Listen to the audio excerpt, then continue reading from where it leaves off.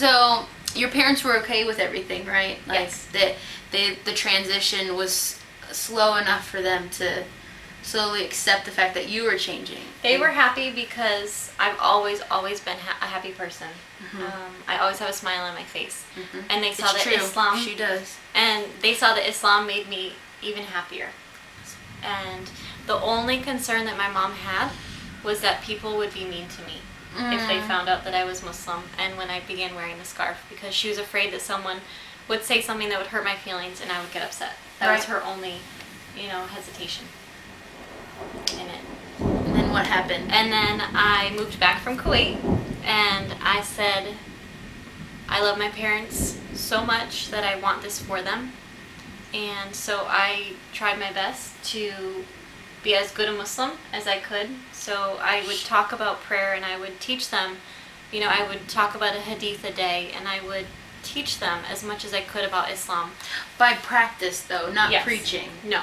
Yeah. By saying, I really don't want to do this, but you're my parents and I love you, and part of being a good Muslim is respecting your parents. Just very practical, everyday things. That's a nice one. One of the best times to make dua is when it rains, so maybe we should make dua for people who are watching this. I agree. You go ahead. May Allah increase us in our faith and our iman and help us to earn His mercy and inshallah enter Jannah together.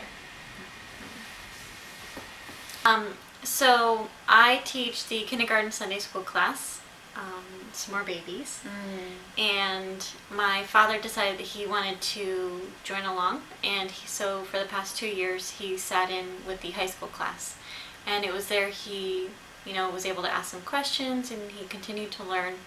And it wasn't until he unexpectedly passed out at work, had to be rushed to the hospital, where he was 100% sure that he wanted to become Muslim. I got a call at work. My mom said, we don't know what's wrong with him. He's in the emergency room. Please pray for him. And, as my heart dropped into my stomach, she said, but he took his shahada. And, yeah, alhamdulillah. So after, I talked to him, and he said, I was sure, I was just putting it off, and I didn't want to die a non-Muslim. Yeah. That's so awesome. And then, what was the purifying? Okay, so we didn't know that he had liver cancer.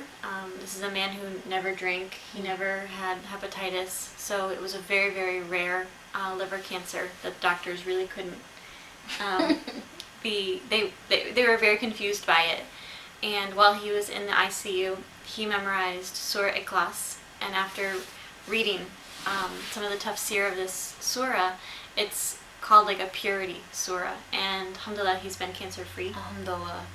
For the past 2 years. So, Yay. yay, daddy. He's so nice, mashallah. And then what about your mom? And so my mom grew a little envious. She was able to see my dad and I really bonding over Islam.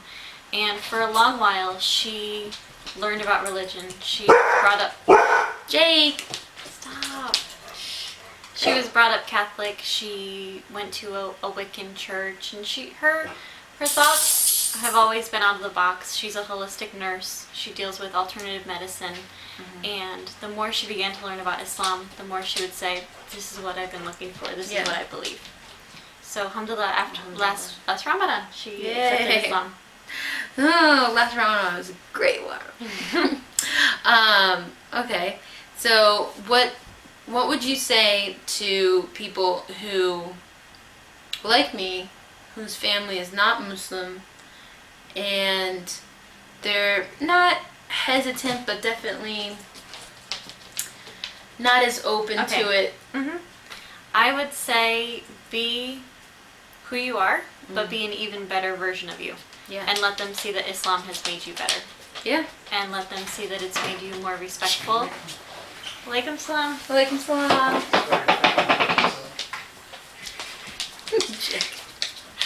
So let them see that Islam has made you a better person. They've made you a better daughter or sister or wife or friend, whatever it's going to be, and just set a good example. Again, like, don't preach, Don't say you Practice. need to do this. Yeah. Say this is what I'm doing, and I hope you see that Islam has made me better. Yeah, because for me, my personality, if someone starts preaching to me, my ears automatically close to whatever they're saying, even if it's the truth. They'll automatically shut off, and I will automatically be in that position where I don't want to listen anymore. You know, because they get into the point where I'm right, you're wrong. Instead, if you lead by example, they're like, well, what is this? They're more curious about what is making you so amazing, mashallah. And that is Islam. So inshallah, through practice, not preaching, we can all become better people. And inshallah, have people become curious and want to learn more about it. Inshallah. Yay. I love that story. Her story about her family is just, so Awesome. amazing. It is awesome. Alhamdulillah. Alrighty. And then, so, what would you say that you learned when you were in Kuwait, like, was something that you thought was so pivotal to who you are today, being amongst all those Muslims? It made me not be shy about my faith. I never felt like I had to hide it or be ashamed of it. And that was where I became really, really comfortable with it. You know, I was able to walk out in hijab and not feel like everyone's eyes were on me. Mm-hmm. I was able to see that I was treated so much more respectfully over there by men than I was here. Yeah, I agree. Even here in hijab, you're treated with more respect than other women. Oh yeah, definitely. Oh, definitely. And I was able to see what it's like to live in a country where your religion is a main part of your life, instead of something that you can talk about only at home when you're not at work.